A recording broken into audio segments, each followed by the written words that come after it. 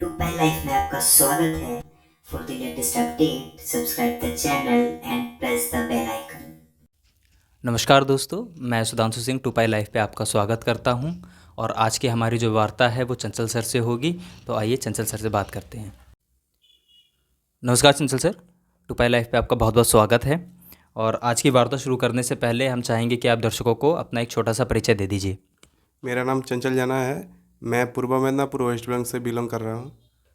Medinipur waste Bengal, यानी कि आपकी बंगाली तो बहुत ही अच्छी होगी। तो सर हमें जानने जो वार्ता है वो स्टार्ट करने से पहले ये जानना ज़रूर चाहेंगे कि वेस्ट बंगाल में सबसे अच्छा या फेमस क्या है। मैं जहाँ तक जानता हूँ तो कुछ फूडी रहता ही है, उसका नाम एग्जैक्टली नहीं पता है, वो क्या चीज़ है? वो रसगुल्ला है जो इधर का बहुत ही फेमस जो मिठाई है। ओहो, रसगुल्ला बढ़िया है सर। तो फिर जाने से पहले ज़रूर खिलाइएगा हमें हम खाना चाहेंगे। तो सर आप रिफाइनरी की किस यूनिट के बारे में हमें बताएंगे? मैं अभी रिफाइनरी का एसआर यूनिट के SRU यूनिट, तो ये क्या इसका वर्किंग क्या है सर, क्या है एग्जैक्टली कुछ थोड़ा ब्रीफ में बताना चाहेंगे? जो एसआर यूनिट है वो है सल्फर रिकवरी यूनिट। जो हम लोग रिफाइनरी से बहुत सारे वैल्यूएबल प्रोडक्ट हम लोग को मिलता है, उससे सबसे जो ज़्यादा इम्प्योरिटी हम लोग को निकालना पड़ता है वो है सल्फ़र। जो हम लोग का बहुत सारे यूनिट से H2S के कंपाउंड के रूप से निकलता है सल्फ़र। और उसी सल्फ़र को H2S जो निकलता है उसको हम लोग ऐसे H2S के रूप में हम लोग इन्वायरमेंट में नहीं छोड़ सकते, इसीलिए उसी सल्फ़र से हम लोग को H2S से सल्फ़र को निकालते हैं। तो उसी का प्रोसेस सल्फ़र रिकवरी यूनिट में होता है। वैल्यूएबल प्रोडक्ट पेट्रोलियम के हैं, उसमें हमारा जितना भी मटेरियल आता है उसमें जो इम्प्योरिटीज़ होती है वो सल्फ़र है हमारी, इसलिए हमारा SRU एक यूनिट लगाई गई है। ओके।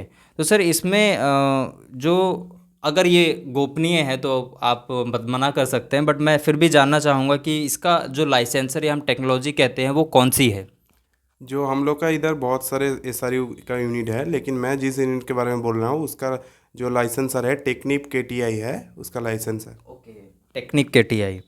तो सर ये जो यूनिट है, इससे ये तो हमें पता है कि प्रोडक्ट से इम्प्योरिटीज़ निकालना है, बट क्या इस यूनिट से रिफाइनरी को कोई बेनिफिट भी होता है क्या? नहीं, देखा बेनिफिट तो उसी तरह का कुछ वैल्यूएबल प्रोडक्ट मिलता नहीं है इस यूनिट से रिफाइनरी को। लेकिन इसको इन्वायरमेंट के बात को ध्यान में रखते हुए जो H2S निकलता है उसको ट्रीटमेंट करना पड़ता है, और उससे हाँ सल्फर जो सॉलिड सल्फर है उस सॉलिड सल्फर को हम लोग निकालते हैं। तो वही होता है इस सारी यूनिट। सल्फ़र को निकाला, और सल्फ़र निकाले तो H2S जो है हमारा जो प्रोडक्ट में हमारे मार्केट में आ रहा है उसमें हमारा सल्फ़र इनबिल्ड है, उसे H2S की फॉर्म में एक्सट्रैक्ट कर लेते हैं। तो एक्सट्रैक्शन के बाद फिर से हम उसमें से जब सल्फ़र निकालते हैं, H2S से सल्फ़र बनाते हैं, तो उस सल्फ़र को हम क्या वेस्ट है फेंक देते हैं या फिर मार्केट में सेल करते हैं? नहीं, सेलेबल प्रोडक्ट है, क्योंकि हम लोग को जिधर सल्फ्यूरिक एसिड तैयार करना पड़ता है तो उधर हमको सल्फ़र चाहिए। और जो बहुत सारे जो फर्टिलाइज़र इंडस्ट्री में भी सल्फ़र का रिक्वायरमेंट रहता है, तो उसी हिसाब से वो सेलेबल भी है। ओके, मतलब ये हमारा कुछ हद तक हमें बेनिफिट भी दे ही रहा है, सेलेबल है, यानी कि ये चाहते नहीं है प्रोडक्ट बनाना, पर बनाना पड़ता है क्योंकि आ रहा है हम पे। ठीक है सर। तो इसमें सर क्या हम इसके प्रोसेस पे थोड़ा सा डिस्कस कर लें कि एग्जैक्टली इसकी प्रोसेस क्या कहती है? इसका तो प्रोसेस ही बहुत ही मतलब सिर्फ ऑक्सीडाइज करना है। तो इसका प्रोसेस को बहुत सारी टेक्निक होता है इसका, लेकिन हम लोग का यूनिट में जो होता है जो उसका दो सेक्शन है। जो सल्फर रिकवरी करने के लिए पहला जो प्रोसेस होता है वो तो क्लॉज रिएक्शन होता है। वो हर किसी यूनिट में वो तो क्लॉज रिएक्शन होता ही होगा। लेकिन जो उसके बाद बहुत सारे लाइसेंस का अलग अलग टेक्निक है, जैसे कि किसी किसी जगह सुपर क्लोज रिएक्टर भी होता है, और किसी किसी जगह क्या RAR सेक्शन होता है, जैसे कि रिडक्शन, एब्जॉर्प्शन और रिसाइकल। जी। अच्छा, ये दो हमारे सेक्शन, मतलब जो आपकी प्रोसेस है उसमें दो सेक्शन हैं। तो सर इनके बारे में हम थोड़ा ब्रीफली जानना चाहेंगे कि एग्जैक्टली हमारा उसका फीट क्या है और किस प्रोसेस से होके वो बन रहा है। हम लोग का रिफाइनरी में जितने सारे सेकेंडरी प्रोसेसिंग यूनिट है जो क्वालिटी इम्प्रूवमेंट को करता है प्रोडक्ट पेट्रोलियम प्रोडक्ट का, बहुत सारे जैसे कि MSQ यूनिट है और भी OSCU है। उसके बाद उधर से जो एमीन आता है या सावर वाटर आता है, उस सावर वाटर हम लोग का इधर प्रोसेसिंग यूनिट है, इस HWS है और ARU है। और ARU से जो एसिड गैस निकलता है H2S, उस H2S है SRU यूनिट का फिट। तो वो क्या करते हैं ना, वो आता है H2S को हम लोग नॉकआउट पॉट से, उससे अगर कुछ लिक्विड पर रह जाता है तो हम नीचे निकल रहते हैं। और उसके बाद जो प्रोसेस गैस होता है, जो एसिड गैस को हम लोग क्या करते हैं, मेन कॉम्बसन चेम्बर में कॉम्बसन कराता है। जैसे कि एयर दे के उसके H2S as a fuel use हो रहा है उधर, तो उसके हम लोग क्या जानते हैं, एक आग जलाने के लिए हम लोग को 3 चीज़ चाहिए होता है। एक है तुम्हारा फ्यूल जो चाहिए वो चाहिए, और एयर चाहिए, और हम लोग इग्नाइट हीट देना पड़ता है। तो पहले तो हम लोग उसका MCC चैम्बर का टेम्परेचर मेंटेन करते हैं, उसके बाद एयर देते हैं ब्लोअर से। हम लोग का ब्लोअर है तो ब्लोअर से एयर देते हैं, और क्या जो H2S आ रहा है गैस, उस H2S गैस को हम लोग उधर बर्न करा रहे हैं। और सर ये जो आपने बताया कि ARU है, तो ARU सर क्या है? ARU है amine regeneration unit. Amine regeneration unit. और ये सर जो आपने बताया कि आपका MCC चैम्बर जो है वो क्या है? वो है एक कॉम्बसन चेम्बर, जिधर हम लोग H2S को एयर दे के उस H2S को कॉम्बसन कराता है। और पहले जो हम लोग ऐसे एयर मेंटेन करते हैं कि उधर से सबसे ज़्यादातर SO2 नहीं बनता है।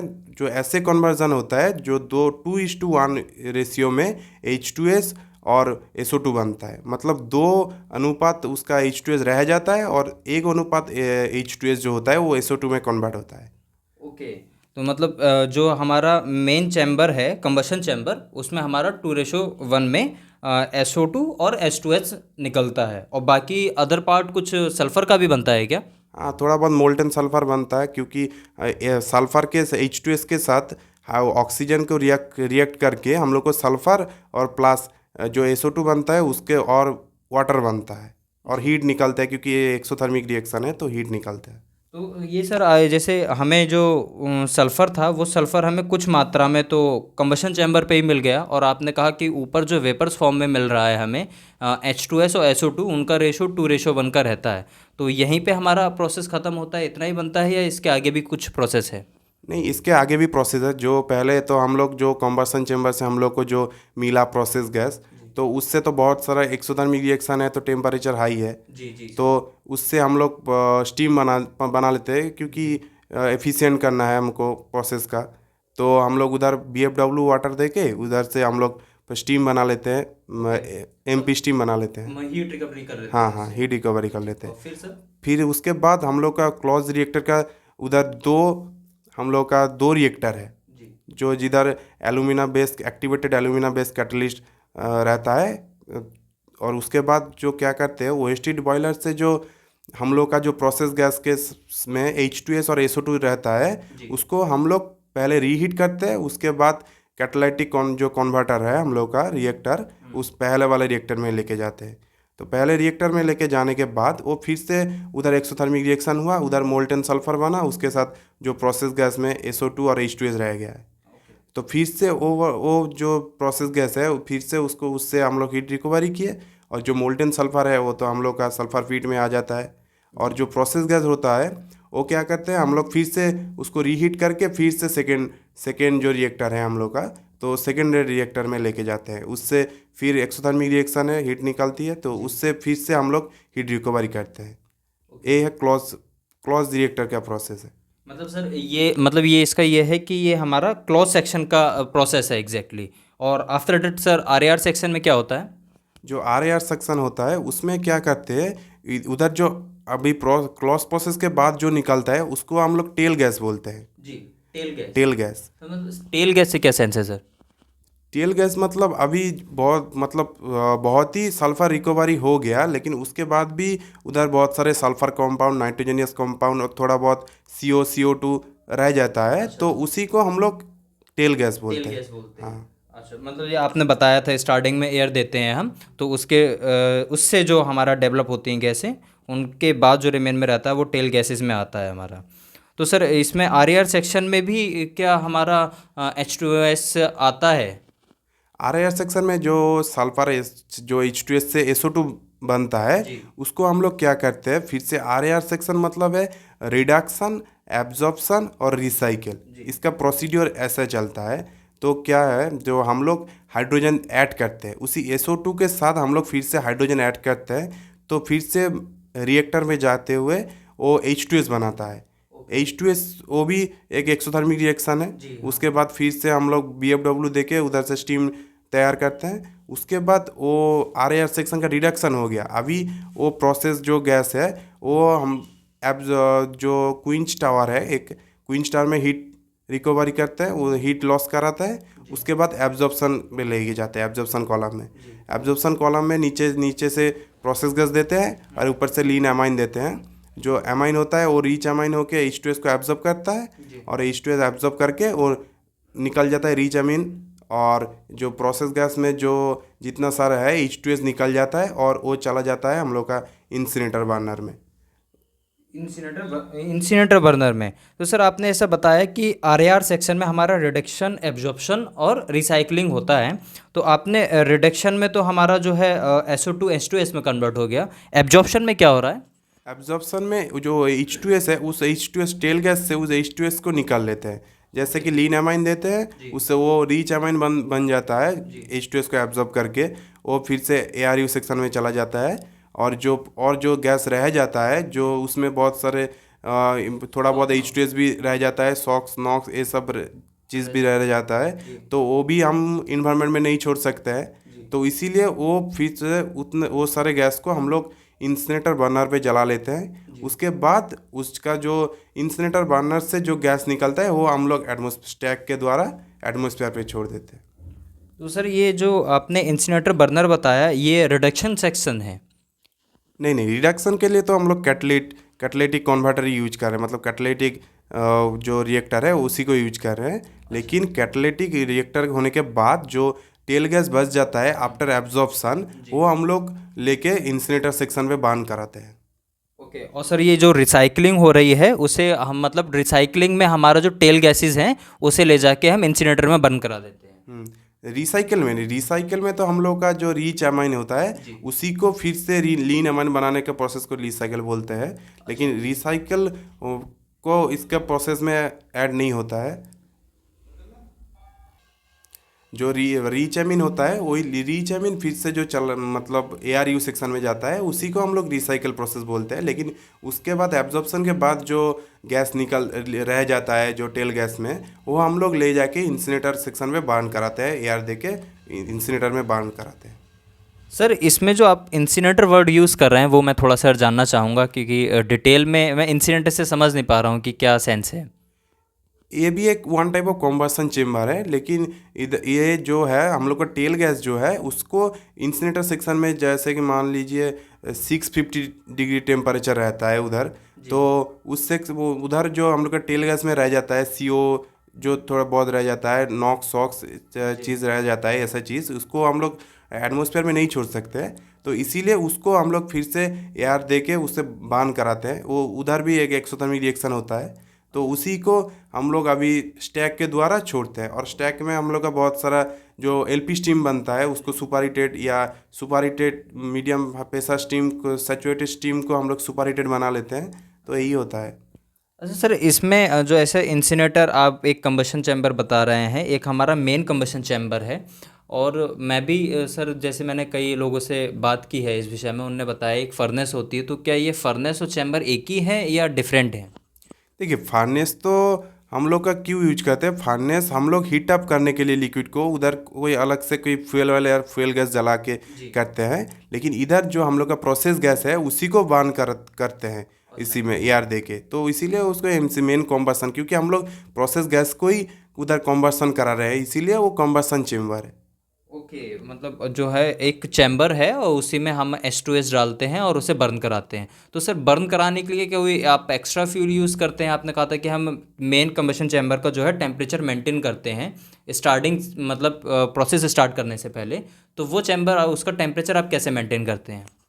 टेम्परेचर ऐसा है कि जब प्लांट शट डाउन से या किसी वजह से मतलब उसके बाद बंद रहता है, तो उसके बाद जो पहले हीट अप करते हैं तो उस टाइम हम लोग फ्यूल गैस को जलाते हैं। फ्यूल गैस से जलाते के टेम्परेचर मेंटेन होता है। जब हम लोग का टेम्परेचर मेंटेन हो जाता है उसके बाद हम लोग फ्यूल गैस, हम लोग का जो प्रोसेस गैस है वो प्रोसेस गैस को देते हैं और प्रोसेस गैस को बार्न कराते हैं। सर मेन कंबशन चैम्बर तो ठीक है, बट ये जैसा कि आपने बताया था कि कुछ रिएक्टर्स हैं मेन कंबशन चैम्बर के बाद, आपके 2 रिएक्टर्स आपने बताए थे, तो उन रिएक्टर्स में आपने कैटलिस्ट क्या बताए थे?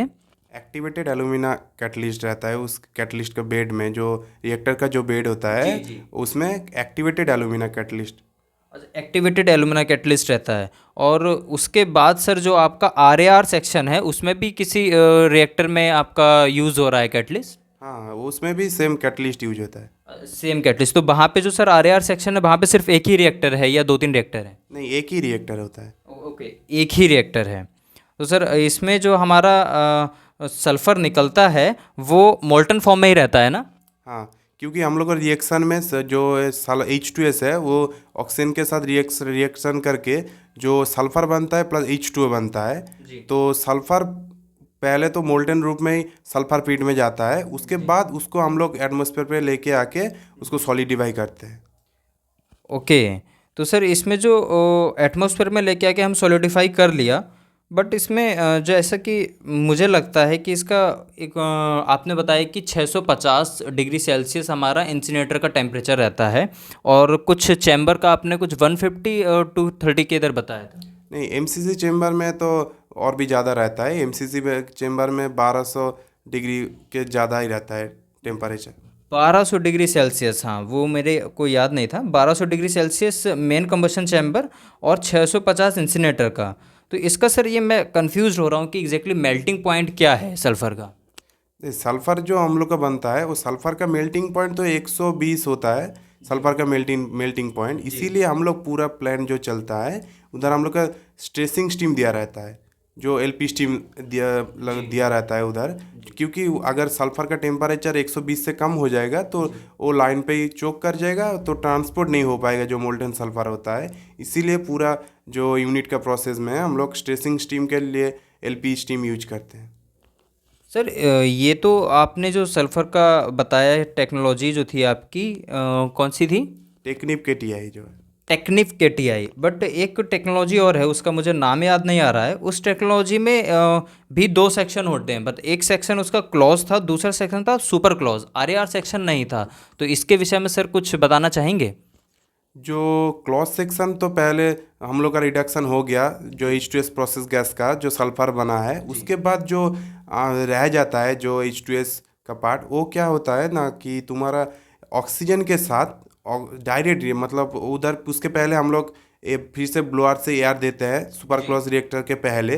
तो सुपर क्लॉज रिएक्टर में फिर जाके वो H2S जो है डायरेक्ट मोल्टेन सल्फर पे बनता है। जैसे कि सुपर क्लॉज रिएक्टर में हम लोग का पहले एमसीसी चेम्बर में नहीं बनता था, क्योंकि वो पहले सल्फर के साथ H2S के साथ ऑक्सीजन रिएक्ट करके SO2 बनता है। उसके बाद जो प्रोसेस गैस में रह जाता है H2S और SO2, वो रिएक्ट करके मोल्टेन सल्फर बनाता है। लेकिन सुपर क्लॉज रिएक्टर का खासियत यह है कि हम लोग उसमें इतना टेम्परेचर, मतलब एयर को देते हैं उसी हिसाब से कि H2S से डायरेक्ट हम लोग को सल्फर, मोल्टेन सल्फर मिल जाता है।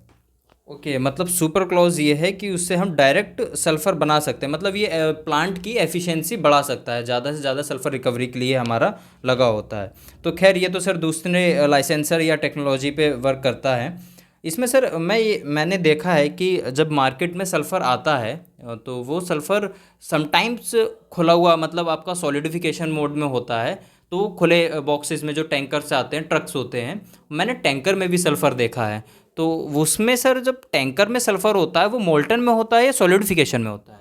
नहीं, जैसे कि टेम्परेचर तो उधर जब लोडिंग होता है सल्फर, तो वो तो मोल्टेन के रूप में ही निकलता है। मतलब वो उधर जो टेम्परेचर हम लोग मेंटेन ही करके रखते हैं सल्फर पीट में, जैसे वो उधर से तो जो निकलता है जब टैंकर लोड होता है, जो ऐसे कि सॉलिड सल्फर भी निकलता है और मोल्टेन सल्फर भी निकलता है। मोल्टेन सल्फर जो रिफाइनरी से जब निकलता है उस टाइम तो लिक्विड के फॉर्म में निकलता है रिफाइनरी से।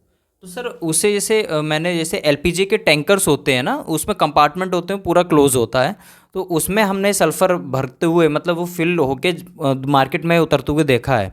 तो वो कैसे, उसमें क्या सॉलिड के रूप में नहीं आता है वो?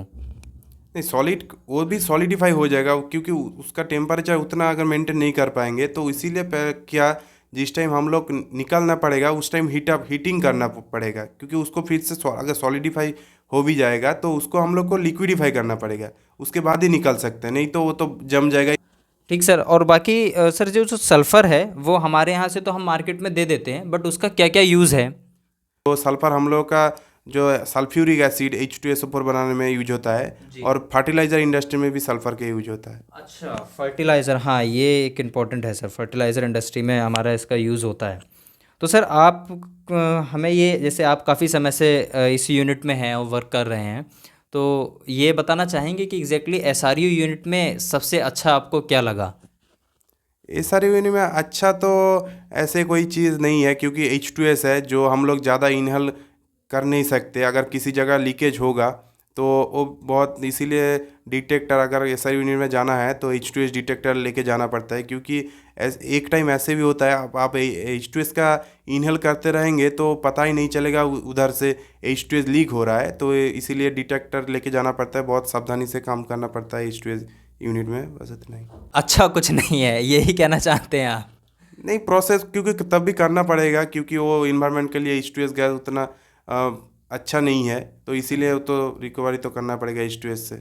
तो सर आप से उस यूनिट में हैं, और भी लोग होंगे, बट कुछ यूनिट लोग होते हैं जो पेट्रोलियम के जो प्रोडक्ट्स हैं उस यूनिट में होते हैं, तो उस यूनिट में नहीं है आप, पेट्रोलियम प्रोडक्ट के यूनिट में नहीं है, एसआरयू यूनिट में है, तो कभी ऐसा नहीं लगता है कि मुझे ये यूनिट छोड़ देनी चाहिए, इतना हार्मफुल है, H2S है, सल्फ़र है, लाइफ रिडक्शन हो रही है, मतलब लाइफ कम होती है उससे, तो उस पर कभी हेल्थ पे इफ़ेक्ट पड़ता है, तो उस बारे में कभी ऐसा नहीं सोचा आपने कि दूसरी यूनिट में होना चाहिए? नहीं, ठीक है, तब भी जिधर मिला है उधर तो काम करना ही पड़ेगा, तो उससे कोई दिक्कत नहीं है। अच्छा, मतलब जहाँ पे बॉस ने भेज दिया वहाँ पे तो करना ही पड़ेगा। हाँ ये तो सत्य है सर, अगर बॉस भेज रहा है तो करना पड़ता है। तो सर उस यूनिट में कुछ सेफ्टी मेजर्स हम जानना चाहेंगे कि किस किस सेफ्टी का ध्यान रखना चाहिए? हाँ, जैसे कि हम लोग जिस टाइम उधर उस यूनिट में घुसना है तो उस टाइम हम लोग को H2S डिटेक्टर लेके जाना है, क्योंकि हम लोग अगर किसी वजह से इनहेल कर रहे हैं, नहीं समझ पा रहे हैं, तो डिटेक्टर से हम लोग को जितना उसका लेवल मेंटेन किया रहता है तो उसी हिसाब से वो डिटेक्ट कर देगा कि अभी H2S लीक हो रहा है। सर रिफाइनरी में आप बहुत समय से हैं, और ये मैंने सभी से पूछता हूँ, मैंने जिनसे मिला हूँ मैं, तो मैं बस ये जानना चाहता हूँ कि रिफाइनरी की लाइफ आपको कैसी लगती है? आप उस लाइफ से खुश हैं? क्योंकि बहुत से लोगों ने मुझसे कहा कि यार वहाँ पे जो गैसेस हैं बहुत, मतलब पॉल्यूटेड ज़्यादा रहता है, और टॉक्सिक गैसेस भी हैं, तो उसकी वजह से हमारी लाइफ कम हो रही है, तो रिफाइनरी कभी भी ज्वाइन नहीं करनी है, तो आपका इस विषय में क्या कहना है?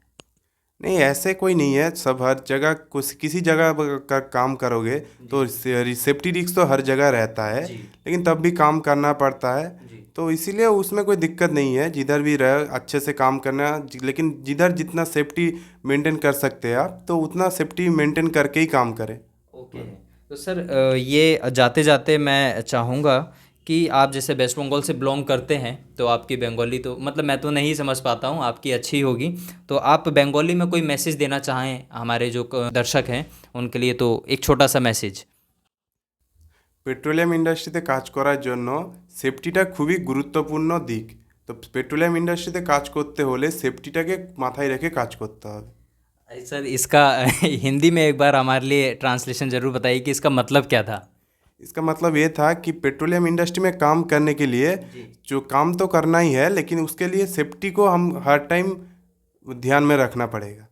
ये बात आपने बिल्कुल सही कही सर, कि सेफ्टी मस्ट है, भले ही वो पेट्रोलियम रिफाइनरी हो या कहीं हम और वर्क करें। आपका टू पाई लाइफ पे समय देने के लिए बहुत बहुत शुक्रिया। Thank you so much sir.